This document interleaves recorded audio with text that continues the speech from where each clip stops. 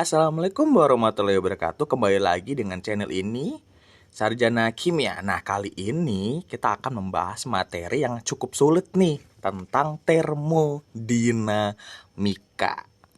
Oke. Nah, termodinamika ini kita tinjau di awal dan akhir suatu reaksi. Jadi, keberlangsungan reaksi itu tidak ditinjau. Nah, itu ditinjaunya di kinetika reaksi atau bagaimana suatu reaksi itu berjalan berbanding dengan waktu. Sedangkan untuk termodinamika, tuh nih, berdasarkan ilmu yang mempelajari aplikasi dari energi panas atau thermal yang lebih dikenal sebagai energi dalam. Nah, untuk besarannya ini itu menggambarkan sikap suatu zat apabila diberi panas gitu, seperti itu. Nah, kita akan mempelajari lebih lanjut. Silakan teman-teman untuk mendengarkan, dan apabila ada pertanyaan silakan chat di kolom komentar. Oke, selanjutnya, dalam termodinamika ada dua istilah yang familiar, yaitu sistem dan lingkungan. Nah, sistem itu suatu zat atau benda yang kita amati saat ini, sedangkan lingkungan adalah suatu zat atau suatu benda, zat atau apapun yang tidak menjadi fokus kita saat ini gitu. Contohnya, misalkan kita membuat teh gitu kan ya, minuman teh di dalam gelas. Nah, minuman teh itu yang menjadi fokus kita atau utama kita. Nah, maka yang teh itulah kita menjadi sistem, sedangkan gelas dan udara dan sebagainya itu menjadi lingkungan. Seperti itu. Jadi fokus tujuan atau pantauan kita itu adalah sistem. Nah, sistem adalah sejumlah gas dalam benda dalam volume tertutup. Itu secara kimianya ya. Tapi kan kalau sistem, apa yang kita tuju tadi, apa yang kita utamakan tadi itu. Kalau lingkungan itu yang di luar sistem. Nah, untuk yang A, kesetaraan kalor dan energi. Nah, kalau kalor itu panas, sedangkan energi adalah suatu usaha yang dapat kita gunakan untuk suatu bentuk yang dapat kita gunakan untuk melakukan suatu usaha, itu energi. Energi kekal, tidak dapat dimusnahkan atau diciptakan, tetapi dapat diubah dari bentuk ke bentuk yang lain. Nah, diingat-ingat, ini adalah fokus patokan pertama gitu kan. Nah, energi itu kekal, dia nggak bisa dimusnahkan gitu, tapi dia bisa berubah ke bentuk energi lain. Contohnya energi listrik gitu kan. Energi listrik bisa dirubah menjadi energi cahaya, contohnya di lampu. Energi listrik berubah menjadi energi panas, contohnya di setrikaan dan sebagainya, seperti itu. Nah, kalor ini juga salah satu bentuk energi, kan panas tadi gitu kan. Contohnya ya setrika, ya magicom gitu kan, yang menghasilkan panas. Nah, kesetaraan kalau dalam termodinamika ini dirumuskan. Nah, seperti itu gitu. Nah, untuk yang selanjutnya yaitu pengertian kalor. Kalor adalah suatu bentuk energi yang dapat menimbulkan efek perubahan suhu benda. Jadi kalor itu energi yang dapat membuat suatu benda itu melakukan perubahan suhu, baik jadi panas ke dingin atau dingin ke panas dan sebagainya, menurut saya 2015. Nah, sedangkan menurut Resnick dan kawan-kawan 2010, kalor adalah energi yang ditransfer antara sistem dan lingkungannya dikarenakan perbedaan suhu yang ada di dalam sistem dan lingkungan. Contohnya, kita nih pakai gelas yang keluar dari kulkas gitu kan ya, tapi airnya tuh kita pakai air panas sebagai sistem, sedangkan gelas sebagai lingkungan. Nah, kita taruh, otomatis kan di situ akan terjadi penyesuaian suhu gitu kan, di antara perbedaan suhu air panas tersebut dengan gelas yang telah didinginkan, seperti itu. Nah, hukum Boyle tadi rumus-rumusnya ya. Yang pertama tadi pengertian kalor, dan yang kedua adalah hukum Boyle gitu kan. Nah, hukum Boyle menjelaskan hubungan antara tekanan dan volume gas dalam ruangan tertutup pada suhu dan jumlah partikel konstan. Ingat, berarti kan suhu dan jumlah partikelnya konstan, tidak berubah-ubah, tapi yang diubah-ubah adalah tekanan dan volume gitu. Nah, untuk rumus gas ideal kan PV NKT atau PV NRT, itu konstan, atau P kali V1 P2 kali V2, karena kan yang diubah-ubah tekanan dan volumenya kan, berarti P1 kali V1 sama dengan P2 kali V2, karena tadi yang udah kita bilang bahwa suhu atau T dan jumlah partikelnya itu konstan gitu, tidak diubah-ubah. Nah, jika N mol gas, N itu maksudnya jumlah beberapa mol gitu kan gas, persamaan untuk gas ideal menjadi PVNRT, di mana R adalah konstan umum gas. Nah, ini yang aku bilang tadi gitu kan, persamaan gas ideal. Nah, berlaku sama untuk semua gas, karena kan gasnya gas ideal. Nilainya adalah R 8,3144 Joule per mol K. sama dengan 8,3144 kali 10 pangkat 3 Joule per mol K atau R 0,0821 atm liter per mol K. Ini adalah ketetapan. Jadi tergantung nanti satuannya pakai apa. Kalau misalkan pakai Joule berarti Joule per mol K. Kalau misalkan kita pakai liter berarti atm liter per mol K. Seperti itu ya. Nah, perubahan variabel keadaan disebut proses. Nah, berarti perubahan variabel-variabelnya, contohnya perubahan suhu, perubahan tekanan, perubahan volume, dan perubahan molnya. Nah, itu sama aja itu disebut proses gitu kan, kejadian adanya perubahan-perubahan yang disebandingkan gitu. Nah, proses isotermis adalah proses yang suhu T selalu tetap, maka PV sama dengan konstan. T-nya tetap nih untuk isotermis. Proses isobarik adalah proses yang tekanannya selalu konstan. Kalau isobarik bar tekanan gitu kan ya. Berarti kan tekanannya konstan. Kalau tadi term suhu termal gitu kan. T-nya yang konstan. Sedangkan maka rumusnya V per T sama dengan konstan. Sedangkan proses isochorik atau isovolume, proses yang volumenya selalu tetap, P atau T-nya yang konstan. Kalau isochorik itu tekanannya, kalau volume PP atau T-nya maksudnya untuk yang konstan. Seperti itu. P per T untuk isochorik atau isovolume yang berhubungan dengan volume. Nah, selanjutnya hukum Gay-Lussac. Nah, hukum Gay-Lussac menjelaskan hubungan tekanan gas dan suhu dalam ruangan tertutup pada volume tetap. Ingat, berarti kan hubungan di antara gas dan suhu dalam ruangan tertutup pada volume tetap, berarti volume nggak diubah-ubah. Tapi yang diubah-ubah itu tekanan gas dan suhu dalam ruangan tertutup. Dan hubungan volume dengan suhu pada tekanan tetap, berarti diperhatikan juga hubungan volume dan suhu pada tekanan tetapnya. Nah, pada tekanan konstan atau tetap, ternyata volume dibagi dengan T sama dengan konstan gitu, T suhu. Pada volume konstan, P per T sama dengan konstan. Itu. Jadi tergantung kita tinjauannya dari tekanan konstannya atau pada volume konstannya.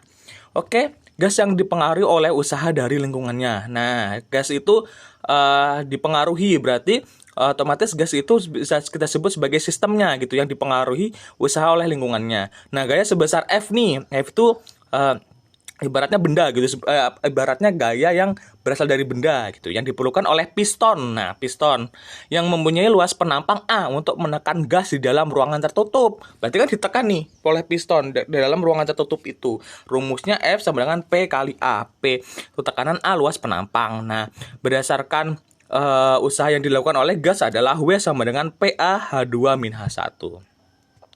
Oleh karena A atau luas penampang H2-H1 adalah volume, maka dapat disederhanakan W usaha sama dengan P V2-P1 atau W PdV, P delta V. Nah, P delta V adalah P2 kurang V1. Nah, W usaha, P tekanan, V itu volume, V2 itu volume akhir, V1 volume mula-mula, sedangkan delta V perubahan volume. Nah, apabila W lebih dari 0, maka sistem yang melakukan usaha, berarti sistemnya melakukan usaha untuk si lingkungan.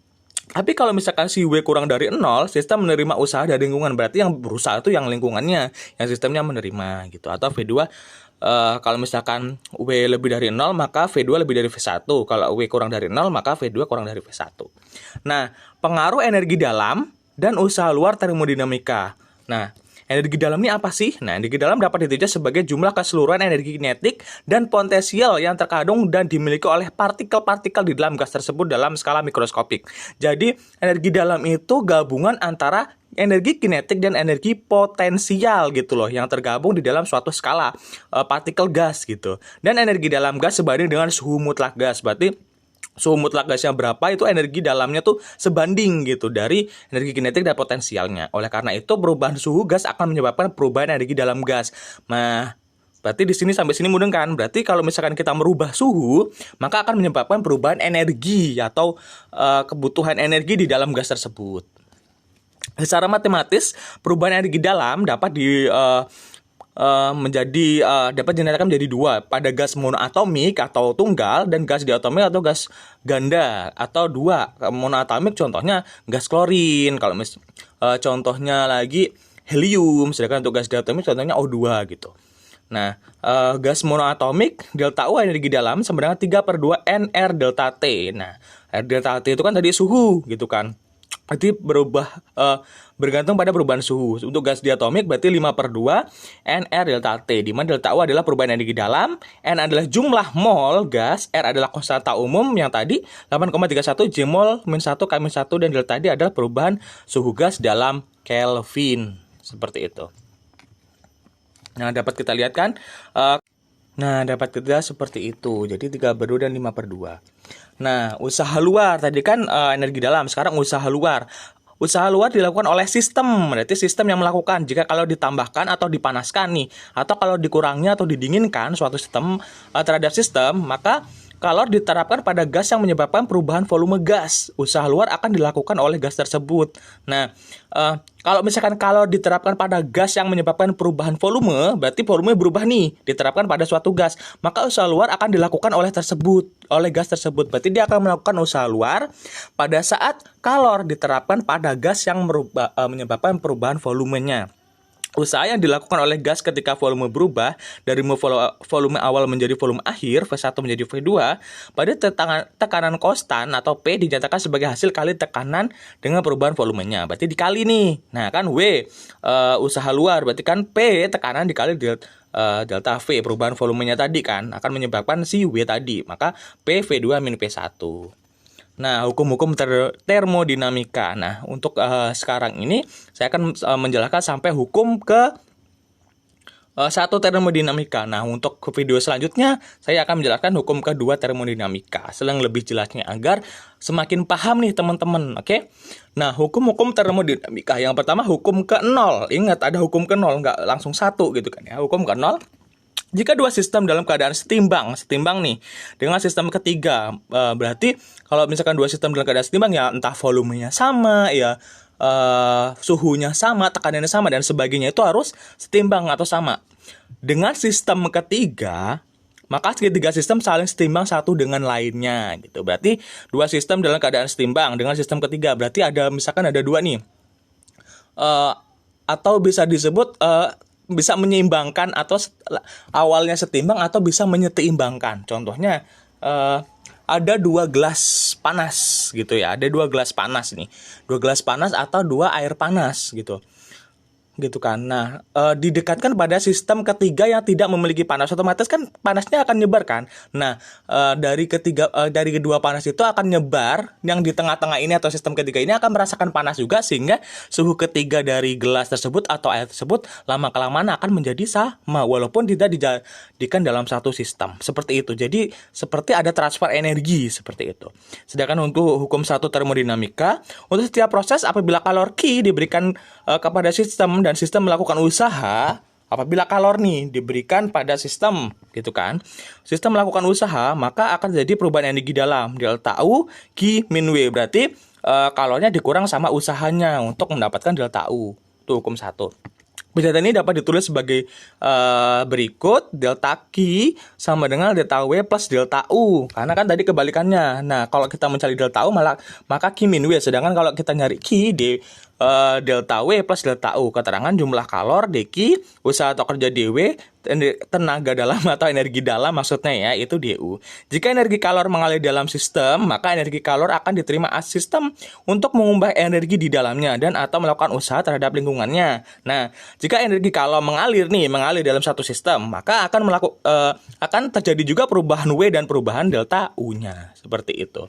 Nah, energi internal dari suatu sistem cenderung meningkat jika energi ditambah sebagai panas dan cenderung menurun jika energi hilang sebagai usaha.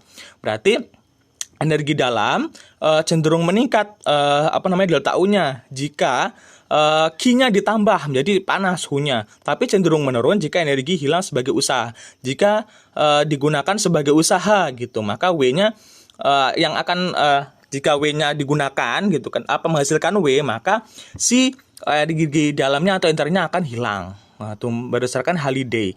Resnick DKK 2010. W bertanda positif jika sistem melakukan usaha terhadap lingkungan. Ini gambarnya.